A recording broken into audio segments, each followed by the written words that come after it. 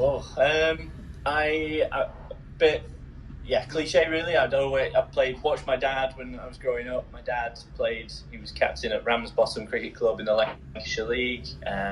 So I grew up watching him, and then we moved to Australia when I was about 7, and obviously everyone's playing cricket out there as well. So I think I started when I was about 7. Played out in Australia, then we came back and carried on then. So yeah, it's all I've known really.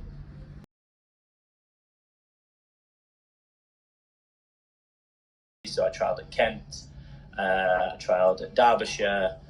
I had trials lined up all over the place, and then eventually I trialled at Warwickshire.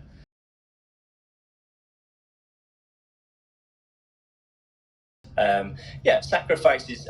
The sacrifices you make are time. You miss people's weddings. You miss. At my level, this is about it. If you talk international level, you're missing more. You're missing births of your child. You're missing funerals. You're missing all sorts.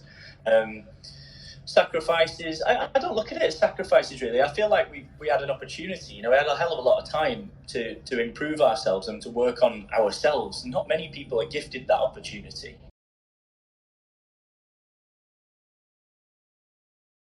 And I tore my side, and I missed the next 6 weeks or so.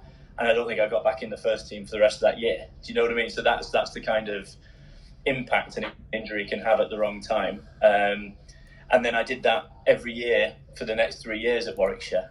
And then eventually my cricket, I think, probably went downhill a little bit because I wasn't getting the opportunities. And then I moved to Northants and managed to stay fit and get a lot more opportunity and grow as a cricketer.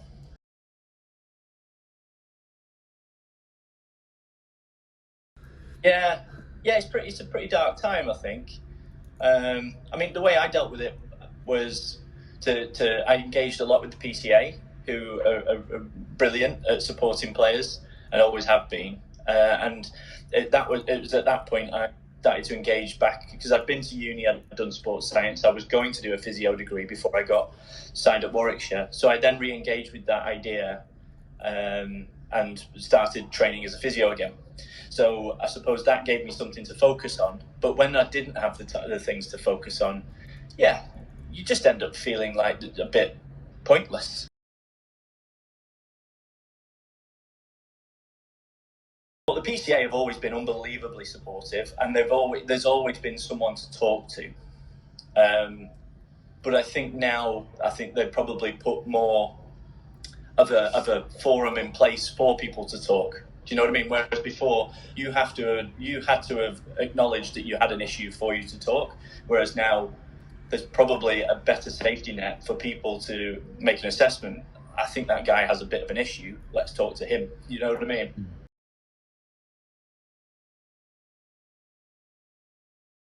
I don't never know really how to view the amount you hear of different players coming out in the press now discussing and talking about their issues. And I think it's great that everyone is talking about it because it is an issue. And speaking from my own experience, there's not one player that I played with at Northants, for instance. I'm not in as much touch with the Warwickshire lads, but at Northants that hasn't had mental health issues after cricket. So it's massive.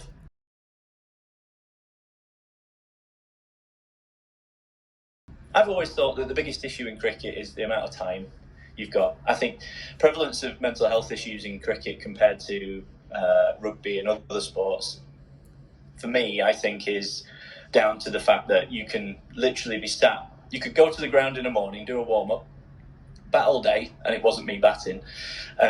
Sit in the dressing room, think, talk, go home to the hotel, have dinner, not really achieve anything all day, but you've just got so much, you've got that vacuum. And I think anyone who's ever been in a low place has probably either been ridiculously busy to the point where they've just had to neglect themselves, or they've had a little bit more time on their hands where they're actually able to think about the problems and the issues they're dealing with. And I think that's the difference with cricket and other sports is that the amount of time you've got to think.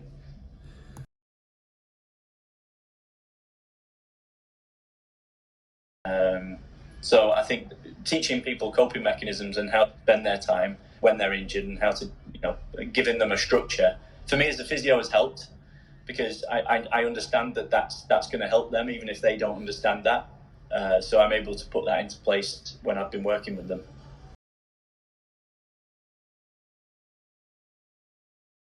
You can have other things going on. Focus on the cricket when you've dedicated the time to the cricket, but have other things going on, because from my experience, the biggest thing that happened in my career and when my cricket started going on an upward trajectory was when I actually started having more things in my life.